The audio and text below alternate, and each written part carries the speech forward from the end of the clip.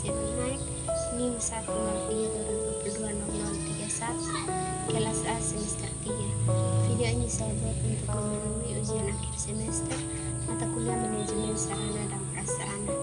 Materi yang saya ambil tentang manajemen laboratorium.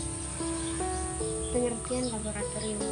Laboratorium adalah tempat praktik dan menguji suatu hal yang berkenaan dengan teori yang sedang dipelajari dan atau telah didapat atau dikuasainya. Di laboratorium, orang-orang dapat melakukan pengujian yang didukung dengan alat-alat uji dan bahan uji. Di dalam Peraturan Menteri Pendidikan Nasional Nomor 24 Tahun 2007 tentang standar sarana dan prasarana sekolah madrasah, dijelaskan bahwa ruang laboratorium adalah ruang untuk mempelajari secara praktik yang memerlukan peralatan khusus. Berikut fungsi dan urgensi laboratorium. Laboratorium atau dikenal dengan istilah lab adalah tempat dilakukannya riset atau penelitian ilmiah, eksperimen atau pencobaan, pengukuran atau pelatihan ilmiah. Oleh karena itu, laboratorium sebagai tempat kegiatan riset, penelitian, pencobaan, pengamatan serta pengujian ilmiah, maka laboratorium memiliki fungsi yang penting. Berikut beberapa fungsi laboratorium sebagaimana dijelaskan oleh De Caprio. Yang pertama, menyeimbangkan antara teori dan praktik ilmu dan menyatukan antara teori dan praktik. Yang kedua, memberikan keterampilan kerja ilmiah kepada penggunanya. Yang ketiga, memberikan dan memupuk keberanian pengguna untuk mencari hakikat kebenaran ilmiah dari suatu objek keilmuan dalam lingkungan alam dan lingkungan sosial. Yang keempat,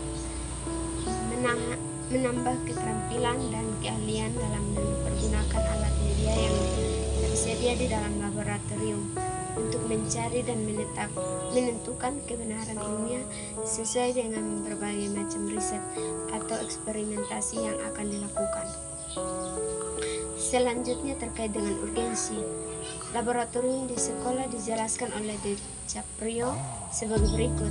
Yang pertama, keaktifan seorang siswa tidak akan terwujud tanpa adanya media, dalam hal ini media tersebut laboratorium.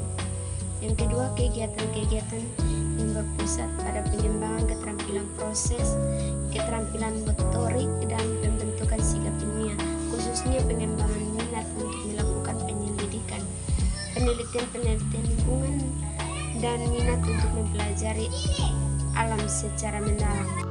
Sikap mandiri siswa dalam memahami pelajaran hanya bisa dibangun dengan adanya laboratorium di sekolah madrasah. Misalnya dalam mempelajari ilmu pengetahuan alam atau IPA. Jenis-jenis laboratorium adalah sebagai berikut. Laboratorium pendidikan, yaitu laboratorium yang digunakan untuk pendidikan baik di tingkat sekolah dasar sampai perguruan tinggi. Penggunaan laboratorium ini ditunjukkan untuk menunjang pelaksanaan pembelajaran, misalnya laboratorium IPA, laboratorium bahasa, dan laboratorium komputer. Sekian dan terima kasih.